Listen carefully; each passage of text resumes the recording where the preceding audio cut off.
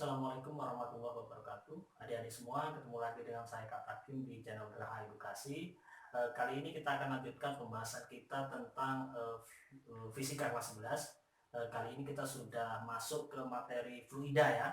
Oke, nah seperti yang adik-adik pahami bahwa fluida itu dibagi dua, yaitu fluida statis dan fluida dinamis. Statis itu diam, dinamis itu bergerak. Oke, nah fluida itu apa sih?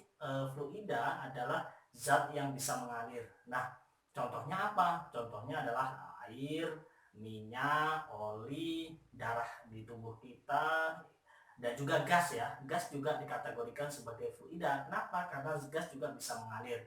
Contoh nih, gas buang dari tubuh kita kan langsung mengalir seperti itu ya adik-adik. Nah, lawannya itu adalah benda kaku atau rigid. Nah, contohnya benda padat seperti ini kan nggak mungkin bisa mengalir gitu. Oke. Nah, eh, dalam mempelajari fluida kali ini kita fokus ke fluida statis atau air tapi dalam keadaan diam atau zat cair dalam keadaan diam seperti itu. Nah, konsep yang akan kita pelajari pertama adalah tekanan hidrostatis atau tekanan dalam zat cair. Nah, tetapi sebelum itu kakak sudah buatkan diagramnya di sini. Silahkan diperhatikan penjelasan kakak dengan cara saksama ya, agar lebih mudah memahami. Oke, nah dalam mempelajari tekanan, nah, sebenarnya banyak konsep yang akan kita pelajari, mulai dari tekanan, mulai dari gaya apung, mulai dari hukum Pascal dan sebagainya. Tapi kita awali dengan tekanan hidrostatis. Nah, tapi sebelum kita membahas lebih jauh tentang hidrostatis, kita akan mereview dulu konsep tekanan pada zat padat. Nah, tekanan itu apa adik-adik ya? Oke, jadi tekanan itu adalah, nah untuk lebih memahami itu kakak sudah punya ilustrasi di sini. Ada dua gambar gitu. Nah, gambar yang pertama dan yang kedua itu sama-sama balok, tetapi di sini beda bentuk. Yang kiri ini baloknya apa, ujungnya tumpul gitu, sedangkan yang kanan itu balutnya ujungnya runcing gitu ya kan. Nah, tetapi yang unik di sini adalah massa kedua balut ini sama, jadi M1 sama dengan M2. Yang berarti apa? Yang berarti gaya berat dari kedua balut ini sama. Sama-sama massa dikali gravitasi seperti itu. Nah, lalu apa efeknya Kak gitu? Massanya sama atau gaya beratnya sama, tetapi luas permukaannya berbeda seperti itu. Luas permukaan yang bagian bawah gitu, satu tumpul satu runcing. Nah, ini akan kita lihat efeknya ketika ditaruh misalnya di atas pasir. Misalnya ini ditaruh di atas pasir, nah maka kedua benda akan mendorong pasir. Nah, fakta yang ada mungkin kalian bisa coba nanti adalah kedalaman dari tancapan kedua balok ini berbeda.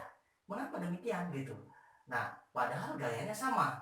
Tetapi di sini ternyata ada faktor A, yaitu di mana A1 itu lebih lebar daripada A2. Nah, faktor A ini juga mempengaruhi kedalaman tancapan itu. Nah, sebetulnya istilah perbandingan antara gaya dengan luas permukaan ya, karena di sini tancapan itu dipengaruhi oleh gaya dan luas, maka ini kita sebut sebagai istilahnya tekanan. Jadi tekanan adalah perbandingan gaya yang diberikan terhadap luas penampang atau luas bidang tekan gitu ya adik-adik ya. Nah, jadi kedalaman tancapan itu diwakili oleh tekanan. Semakin besar tekanan maka menancapnya ini balok semakin dalam seperti itu. Nah, sedangkan tekanan itu dihasilkan oleh perbandingan antara gaya dengan luas permukaan gitu. Oke. Nah, satuannya kalau tekanan, oke, itu biasanya simbolnya P gitu. Itu biasanya satuannya itu kalau yang umum Pascal atau bisa dinyatakan dalam bentuk ATM. Nah, sedangkan A itu luas permukaan ini, oke. Berarti kalau kayak gini berarti panjang kali lebar luasnya. Sedangkan kalau yang ini ya ini bisa aja luas lingkaran kecil atau luas titik gitu. Oke, nah itu satuan standarnya adalah meter persegi. Sedangkan gaya itu tentu satuannya adalah Newton seperti itu ya adik-adik ya. Nah, jadi kita sudah memahami konsep tekanan dalam zat padat atau tekanan yang dilakukan oleh zat padat. Secara umum itu rumusnya adalah gaya per satuan luas atau gaya dibagi luas permukaan. Oke. Nah, seperti ini misalnya ini permukaan satu, ini permukaan yang runcing seperti itu ya, adik-adik. Nah, oke. Nah, konsep yang kedua itu adalah konsep massa jenis. Nah, yang harus kita pahami dalam mempelajari fluidostatis adalah konsep massa jenis, karena ini akan kita gunakan nanti di teori-teori selanjutnya. Nah, massa jenis itu adalah perbandingan antara massa dengan volume. Jadi M ini massa, kilogram satuannya, V ini volume, satuannya meter kubik gitu ya. Nah, mungkin juga kalian sudah belajar ini ketika di SMP atau di materi-materi sebelumnya. Nah, konsep massa per volume. Massa ini bisa kita peroleh dari mengukur ya. Misalnya kita punya balon diukur dengan kaca, lalu kita dapat massanya berapa. Sedangkan kalau volume itu misalnya kita mengukur panjang, mengukur lebar, mengukur tinggi, kemudian baru kita kalikan, kita dapat volumenya. Lalu bagaimana Pak jika volumenya, mencari volume benda yang tidak teratur, misalnya batu di sekitar kita tidak teratur. Maka caranya kita membutuhkan gelas ukur, lalu gelasnya kita isi air, kita masukkan batu itu seperti ini misalnya ya kan. Nah, apa yang terjadi dengan air ketika batu itu dimasukkan? Tentu airnya akan naik ke atas ya. Nah, seperti ini. Ini volume batu ini sama dengan perubahan volume air. Misalnya kalau awalnya 100 menjadi 120 gitu, maka volume batunya berarti 20 ml seperti itu. Nah, ini cara mengukur volume batu yang permukaannya tidak teratur gitu. Nah, yang perlu dicatat di sini adalah perbandingan massa dengan volume. Ini ada rho air. Rho air itu ketetapannya 1 gram per cm kubik, sedangkan kalau dinyatakan dalam bentuk kilogram itu 1000 kg per meter kubik. Nah, itu silahkan dicatat, ini bisa dijadikan acuan nanti untuk mengerjakan soal-soal kalau air itu 1 gram per cm kubik atau 1000 kg per meter kubik. Nah, yang menarik dari konsep massa jenis ini adalah massa jenis ini dapat digunakan untuk membedakan antara zat satu dengan zat lain sebagai ciri pembeda. Kenapa? Karena misalnya begini, kalau air 1 ember dengan air 1 galon itu massa jenisnya pasti sama karena zatnya sama. Anda coba aja nimbang massa air 1 ember dengan volumenya berapa, sedangkan massa 1 galon volumenya berapa, nanti dibandingkan pasti akan mendapat nilai segini. Oke, jadi itu sebagai pembeda antar zat itu massa jenis ya. Oke, jadi kita sudah belajar tekanan dan massa jenis. Selanjutnya kita langsung masuk ke tekanan pada zat cair. Kalau tekanan sembarang pada zat padat itu F per A, bagaimana dengan konsep tekanan pada zat cair? Bayangan kita tekanan zat cair itu adalah ketika kita masuk di dalam air, ketika kita menyelam, apa yang terjadi? Nah, ini sudah kakak beri ilustrasi, misalnya ini ada sebuah bejana gitu berisi air yang tingginya H, airnya ya kan. Nah, kemudian ada ikan di dalamnya. Taruhlah ikan cupang lah yang kecil ya. Oke, nah ternyata ikan ini berada pada kedalaman H kecil ini ya. Ini H ikan gitu. Dari kalau kedalaman kita mengukurnya pasti dari atas gitu ya. Oke, nah ternyata ketika ikan itu berenang atau melayang di dalam air, dia akan mendapat tekanan atau gaya dari berbagai arah ya, berbagai sudut gitu. Dari kanan, dari kiri, dari bawah, dari atas gitu. Tetapi secara umum gitu ya kan, resultan yang kita hasilkan adalah tekanan yang dari atas. Jadi karena dari kanan dan kiri nanti akan saling mengcancel gitu ya, menghilangkan. Jadi tekanan yang paling besar itu tekanan yang dari atas, yaitu oleh air yang ada di atas ikan ini. Nah, dan itu ternyata itu yang mempengaruhi utama adalah kedalaman, sehingga kita memperoleh rumus tekanan hidrostatis adalah, nah ini rumus tekanan hidrostatisnya apa? pH itu sama dengan rho GH. Rho ini bacanya rho itu massa jenis, G kali H. Nah, rho-nya ini adalah rho zat cair ya. Rho zat cair, kalau air ya air, kalau minyak ya minyak gitu ya. Nah, pH itu tekanan hidrostatis gitu. Jadi apapun bendanya kalau di dalam zat cair dia akan mendapat tekanan, terutama tekanan dari atas itu yang sangat besar, dan yang faktor utama yang penentunya adalah kedalaman dari benda itu atau ikan itu ya kan. Oke, rumusnya rho GH, mudah dihafal ini ya. Oke, di mana G percepatan gravitasi, nilainya kalau di buku-buku ini 10 meter per sekon, ini nilai rata-rata, kalau enggak 9,8. Nah, nanti terserah di soal atau di buku yang mana yang ditulis ya. Oke, ini konsep dari tekanan.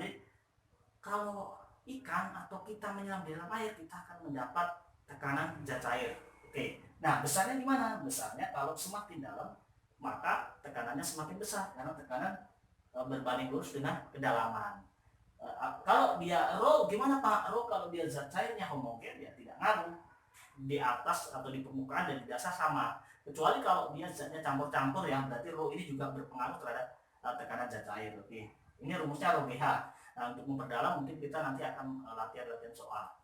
Berikutnya, dari konsep tekanan hidrostatis ini, rho BH ini, kita memperoleh hukum utama hidrostatis. Jadi begini, apakah tekanan hidrostatis ini hanya dipengaruhi oleh kedalaman?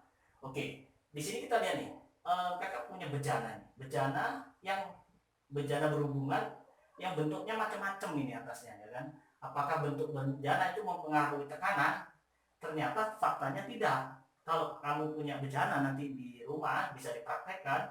Ternyata kalau diisi air full, nah ini permukaan airnya akan lurus seperti ini. Nah ini menandakan bahwa bentuk bejana itu tidak mempengaruhi tekanan gitu ya adik-adik ya.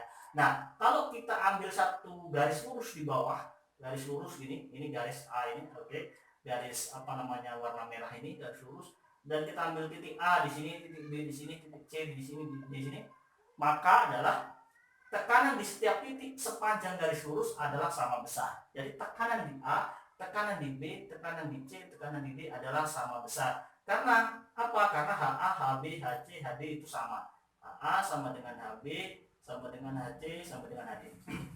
Nah, itulah bukti bahwa tekanan hidrostatis hanya dipengaruhi oleh kedalaman. Nah, selanjutnya kita akan mengaplikasikan hukum utama hidrostatis ini untuk mencari massa jenis zat cair. Nah, di sini mungkin maksudnya adalah begini ya. Kalau kita sudah punya air, berarti kita sudah punya massa jenisnya satu. Tetapi kita punya minyak atau campuran cairan apapun, tetapi kita belum tahu massa jenisnya itu berapa, maka kita bisa pakai bejana berhubungan IPA-U seperti ini. Pertama adalah silahkan diisi air, nanti airnya akan berbentuk seperti ini. Kemudian di satu sisi, nah kita ini ya, minyaknya ini kita masukkan ke sini. Oke, maka minyak akan mengisi di satu sisi yang lain. Yang menarik adalah ini permukaan air akan turun ke bawah, sedangkan yang sisi ini akan naik ke atas. Oke, seperti itu. Kalau sudah seperti itu, kita ukur H minyaknya, kita ukur H airnya, seperti itu ya. Nah, untuk memahami atau memperoleh massa jenis zat minyak ini, maka kita pakai aturan hukum utama hidrostatis, di mana tekanan di setiap titik sepanjang garis lurus adalah sama besar. Nah, baru kita buat garis lurus nih di sini ya. Oke, lalu kita ambil titik A di sini, titik B di sini. Oke. Nah, karena ini segaris lurus, maka ini sama, PA sama dengan PB. Nah, kita masukkan rumusnya, rho GH berarti rho minyak, G gravitasi kali H minyak. Kenapa rho minyak? Karena ini tekanan di atasnya zatnya minyak ya. Nah, sedangkan rho air, ini B air ini di sini ya, ini di titik B ini tekanannya dari air yang ada di atasnya. Nah, G-nya kita bisa coret, kita peroleh rho minyak dikali H minyak sama dengan rho air dikali H air. Nah, perbandingannya adalah seperti ini. Nah, ini bisa digunakan untuk mengerjakan soal-soal di mana rho minyak dibagi rho air, H air dibagi H minyak. Nah, adik-adik mungkin itu penjelasan tentang hukum utama hidrostatis dan juga tekanan hidrostatis yang tentu ini akan banyak diaplikasikan dalam kehidupan sehari-hari, misalnya pada pembentukan bendungan atau dam, di mana nanti dinding bendungan itu semakin ke bawah semakin tebal. Oke, mungkin cukup itu dari saya. Nanti kita akan latihan-latihan soal ke contoh-contoh soal.